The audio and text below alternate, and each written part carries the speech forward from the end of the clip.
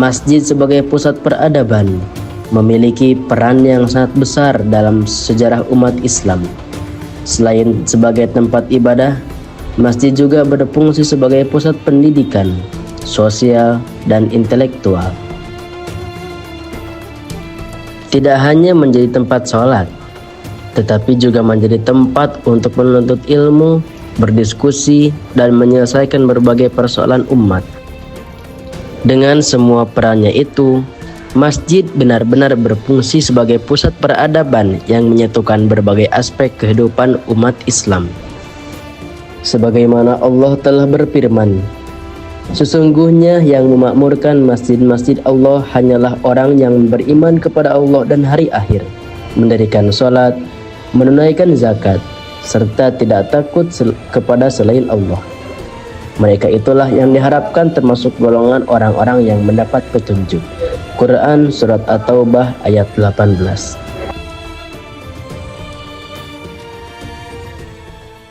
Assalamualaikum warahmatullahi wabarakatuh. Waalaikumsalam.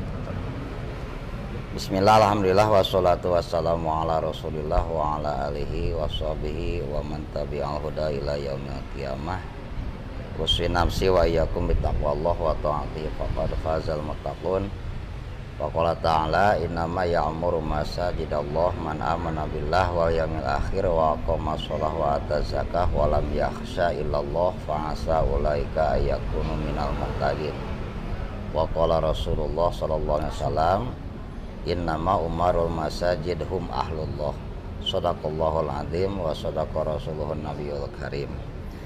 Terima kasih kepada Bapak Paujan yang telah bisa silaturahmi ke Masjid Agung Monojaya beserta rekannya Bapak Sahrul. Semoga silaturahmi ke Masjid Agung Monojaya ini membawa keberkahan bagi kita semua. Patali sinarang pertarosanan tadi simkuring ti atas nami pengurus DKM Masjid Agung Manonjaya, insya Allah ngadugikan sejarah singkat tentang pembangunan Masjid Agung Manonjaya ini. Ketika berbicara tentang Masjid Agung Manonjaya ini, sudah barang tentu tidak akan lepas dari perjalanan dan perkembangan Tasikmalaya itu sendiri. Yang dulu namanya Tasikmalaya itu adalah Kabupaten Sukapura. Dan pemerintahan awal Kabupaten Sukapura ataupun sekarang yang namanya Tasikmalaya itu berada di Lewiloa, Kecamatan Sukareja sekarang.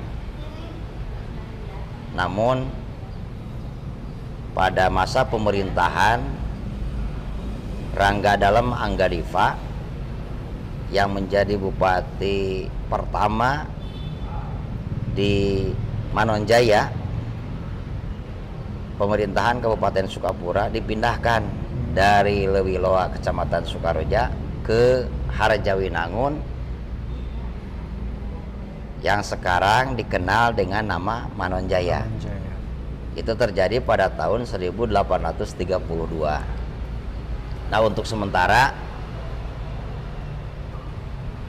seyogianya ketika berpindahnya suatu pemerintahan, sudah barang tentu akan dibangun beberapa bangunan pemerintahan, kantor-kantor pemerintahan, pendopo, koramil, ataupun kantor-kantor lainnya. Maka pemerintahan untuk sementara Kabupaten Sukapura berada di wilayah Pasir Panjang. Nah, setelah ada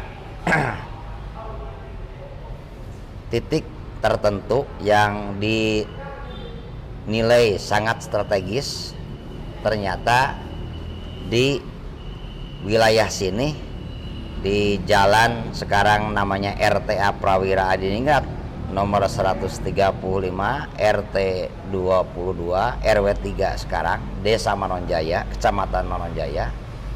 Dulu ada musola kecil sebagai cikal bakalnya berdirinya Masjid Agung Manonjaya. Dan dengan gagasan Rangga Dalem Anggadipa, nama asli dari Bupati Sukapura pertama di Manonjaya. Bahkan setelah beliau menjadi bupati, beliau mendapatkan gelar Kanjeng Raden Adipati Wira Dadaha ke-8. Digagaslah dibangun dengan dibantu patihnya bernama Raden Tumanggung Danuningrat setelah menjadi bupati. Pembangunan untuk tahap pertama tentang Masjid Agung Manonjaya ini dilaksanakan dari tahun 1832 sampai 1834. Selama 2 tahun bangunan utama yang atap tumpang 3 ini berdiri. Nah, setelah itu sebagaimana yang diketahui Masjid Agung Manonjaya ini sebagai tempat kegiatan, tempat pusat kegiatan keagamaan untuk di wilayah Harjawinangun atau Manonjaya sekarang ini. Ternyata makin kesini makin banyak jamaahnya. Ramai. Otomatis karena faktor di satu sisi ini letaknya sangat strategis, bahkan menjadi jalur yang menghubungkan antara Provinsi Jawa Barat dengan Jawa Tengah dan Jawa Timur. Maka Masjid Agung Manonjaya ini dengan banyaknya jamaah, dengan banyaknya masyarakat Muslim yang membutuhkan sudah tidak tertampung, maka pada tahun 1889 dibangun kembali bangunan tambahan, yakni menara yang tengah ini dan menara kembar yang disambungkan dengan koridor. Itu pada tahun 1889. Dan untuk arsitektur bangunannya seperti yang kita lihat, Masjid Agung Manonjaya ini banyak dikelilingi dengan tiang-tiang besar. Itu memang ciri khas dari bangunan yang berbau-bau Eropa. Makanya ada yang menyebutkan ini Masjid Agung Manonjaya ini neoklasik, Jawa Sunda, Eropanya juga ada. Dilihat dari tiang-tiang yang besar, jendela-jendela yang besar dan pintu-pintunya.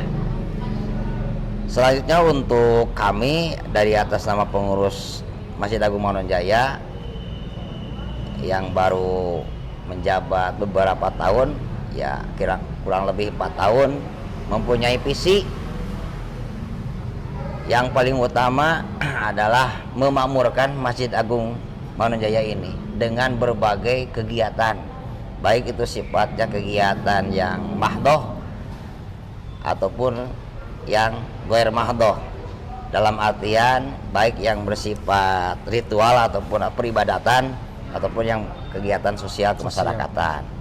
Jadi bisa bahkan pernah terlaksana kegiatan khitanan massal di komplek area Masjid Agung Manonjaya, pembagian sembako, pembagian bantuan kepada anak yatim dan lain sebagainya. Di samping program-program unggulan yang lainnya, seperti halnya setiap malam Jumat keempat ada kegiatan riyadhah bersama Abahaj dan juga semua elemen masyarakat di Kecamatan Manonjaya.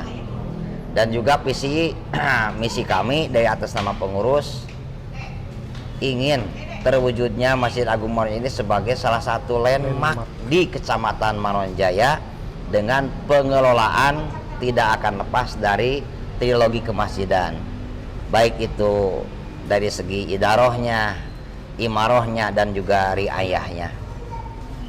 Mungkin untuk sementara cukup sekian.